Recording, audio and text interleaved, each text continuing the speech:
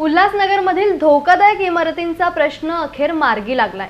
मुख्यमंत्री एकनाथ शिंदे यांनी विधानसभेत याबाबतचा निर्णय घेऊन 31 डिसेंबर 2021 पर्यंतच्या सर्व इमारती नियमित करण्यात येणार असल्याचं जाहीर केलंय।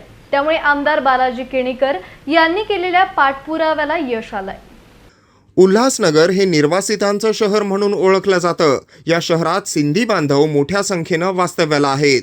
मात्र या शहरातल्या इमारती बहुतांशी अनधिकृत आहेत। या इमारती जीर्ण झाल्यानं इमारती कोसळण्याच्या घटनांमध्ये मोठी वाढ झाली आहे। यात अनेक निष्पाप नागरिकांचे मृत्यू होत आहेत।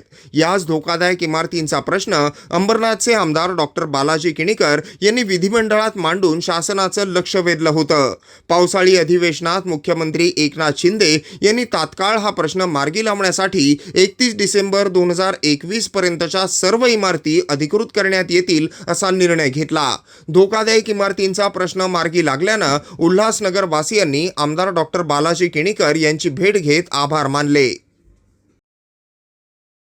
खासदार साहब हमारे श्रीकांत शिंदे, बालाजी केणीकर साहब ने अपने पालक मंत्री जब हमारे शिंदे साहब थे, एकनाथ शिंदे साहब, उनके पास मीटिंग लगाई और हम लोगों ने सब हमारे जो दुखड़े थे, रोए की पेनल्टियाँ ज़्यादा है और इलीगल कंस्ट्रक्शन है, FSI वायलेशन के प्रॉब्लम्स हैं, स्टैम्प ड्यूटी के प्रॉब्लम्स हैं, ये सब इन्होंने बहुत शांति से सुना और हमें विश्वास दिलाया सब लोगों को कि डरने की बात नहीं है। हम सब लोग उल्लासनगर वालों के साथ हैं और उन्होंने जो बोला था वो करके दिखाया। विधान भवन में भी लक्ष्य विधि के माध्यम से ये प्रश्न उठाया था। तभी पालक मंत्री एकनाथ जी शिंदे साहब ने मुझे गवाही दी थी कि मैं 1 महीने के अंदर मैं उल्लासनगर वासियों रेगुलाइजेशन का और धोखादायक इमारतों का प्रश्न निकालने लगाऊंगा।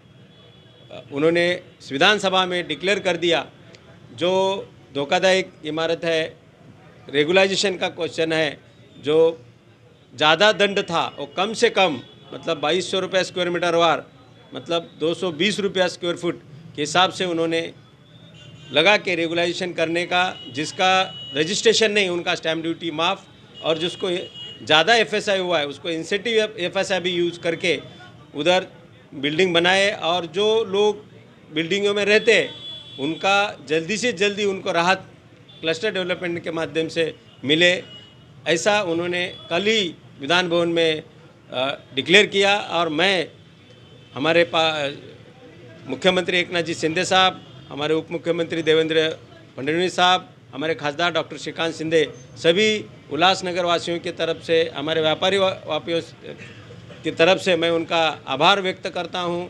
दरम्यान शहरातील अनधिकृत इमारतींमध्ये राहणाऱ्या प्रत्येक सदनिका धारकाला 220 रुपये प्रति स्क्वेअर फूट दंड भरावा लागणार असून त्यानंतर इमारत नियमित होऊन सोसायटीला जागेचं प्रॉपर्टी कार्ड सुद्धा मिळणार आहे।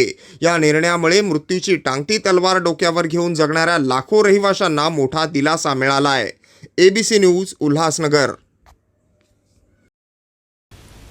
जाहीर आवाहन।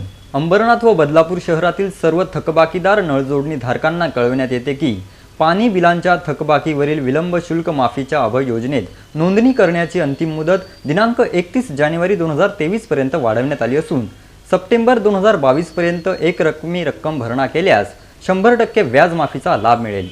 तरी जास्तीत जास्त ग्राहकांनी या योजनेचा फायदा घेऊन आपली थकबाकी निरंक करावी ही विनंती।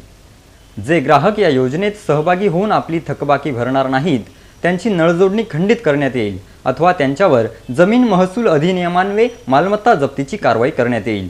तसेच ग्राहकांनी खंडित नळजोडणी थकबाकी न भरता कार्यालयाच्या परवानगीशिवाय परस्पर जोडून घेतल्यास त्यांच्यावर पोलीस ठाण्यात गुन्हा दाखल करण्यात येईल याची नोंद घ्यावी।